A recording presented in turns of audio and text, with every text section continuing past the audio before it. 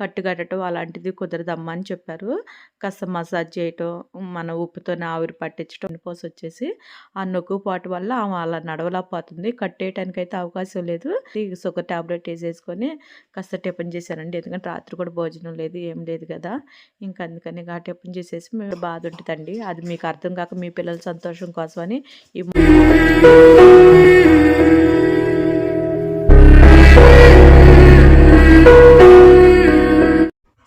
అండి ఎక్కడైతే నేనైతే బొడ్డమ్మని హాస్పిటల్ తీసుకెళ్తాను. ఉదయాన్నే నేను స్టార్ట్ అయ్యానండి. ఉదయం వచ్చేసి 9 అండి.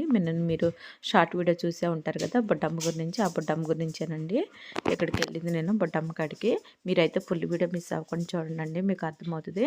ఇక్కడ బొడ్డమ్మకి ఇంక పాలు అవి పట్టేశానండి. పాలు పడతా అని చెప్పి వస్తే పాలు కూడా ఎక్కువ తాగలేకపోతుంది, కొంచెం కొంచెమే తాగుతుందండి. ఆ తల్లి కూడా ఎందుకని మరి పాలు పోసి నేను పెట్టినా కూడా తాగట్లేదు. మరి పిల్లవంక చూసేమో బాధేస్తుంది పాపం. మగజీవులకు కూడా బాధ ఉంటుందండి. అది మీకు అర్థం కాక మీ పిల్లల సంతోషం కోసమని ఈ మగజీవులను తీసుకెళ్ళిపోయి ఆట ఆడుకొని కొంచెం ఇది అవ్వగానే మీరు తీసుకొచ్చి పడేసేస్తారు. అసలు ఏం జరిగింది అనేది కూడా మాకు తెలియదండి. ఆడ ఎవడో ఏంటనేది కూడా తెలియట్లేదు. ఇద్దరు పిల్లల్ని తీసుకొచ్చి వదిలేసి వెళ్ళిపోయింది కదా. ఇంకా అందుకని ఎవడు ఇవన్నీ మనకు తెలిస్తే కాస్త గట్టిగా అడగొచ్చండి. ఎవడనేది తెలియదు కదా. అందుకనే ఇక ఏమైనా తీసుకొని మేమైతే స్టార్ట్ అయిపోయామండి. అసలు నేనైతే 8 వెళ్ళిపోవాలి లెక్క అయితే. ఎందుకంటే రాత్రి అసలు సరిగ్గా నిద్రలేదండి. మేము పడుకునేసరికలే తెల్లారి 5 అయిపోయింది.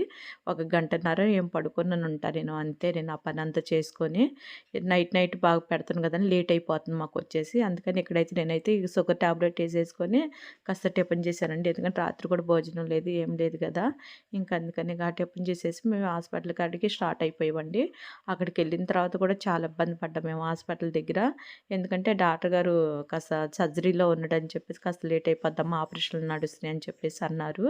అక్కడే చాలా చెప్పి వెయిట్ చేసేవండి మేము వచ్చేసి. ఎందుకంటే కనీసం మేము రిటర్న్ వచ్చేటప్పుడు అయితే 2:30 అలా అయిపోయినట్టుంది టైం వచ్చేసి.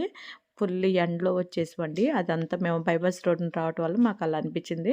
ఇక్కడ మేము హాస్పిటల్కి వెళ్ళిన తర్వాత బుడ్డమ్మని చూశారు కదా. చూసిన తర్వాత ఆమె చిన్నపిల్ల అయింది. అందులో వచ్చేసి ఆ ఎన్నుపోస ఉంది కదండి, ఎన్నుపోస అదంతా బాగా నొక్కుపోయిందంటే ఎన్నుపోస వచ్చేసి ఆ నొక్కుపాటు వల్ల ఆమె అలా నడవలేకపోతుంది. కట్టేయటానికైతే అవకాశం లేదు. కానీ పెద్ద పిల్లలు అయితే మటుకు సర్జరీయే చేయించాలంట. పెద్ద పిల్లలకి ఏమకైతే చేయించడానికి అవకాశం లేదండి.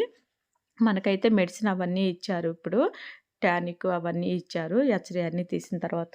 కానీ ఇంక అవే వాడమని చెప్తున్నారండి. కోలుకుంటుందా లేదనేది ఇంకా ఆమె మీద ఆధారపడి ఉంటుంది.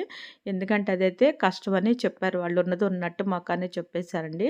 కట్టు కట్టడం అలాంటిది కుదరదమ్మా అని చెప్పారు. కాస్త మసాజ్ చేయటం, మన ఉప్పుతోని ఆవిరి పట్టించడం అలా చేయమన్నారు. ఇంకా అవే చేద్దాంలే అని చెప్పేసి అనుకున్నాం. మళ్ళీ 8 రోజుల తర్వాత తీసుకొని రమ్మన్నారండి. అప్పుడు మళ్ళీ మేము చూసి చెప్తామని చెప్పారు. ఇక మెడిసిన్ అవన్నీ తీసుకొని అక్కడి నుంచి మేము స్టార్ట్ అయిపోయామండి. బొడ్డమ్మకి రాగానే నేను ఇక ఆ వీడియో అయితే నేను తీయలేకపోయానండి. ఇంటికి వచ్చిన తర్వాత ఆమెకు ముందు నేను చికెన్ మెత్తగా బాయిల్ చేసేసి ఆమెకి చికెన్ పెట్టేసేసి ఇంక ఇంటి దగ్గర నేను మెడిసిన్ అవన్నీ వేసేసానండి బొడ్డమ్మకి.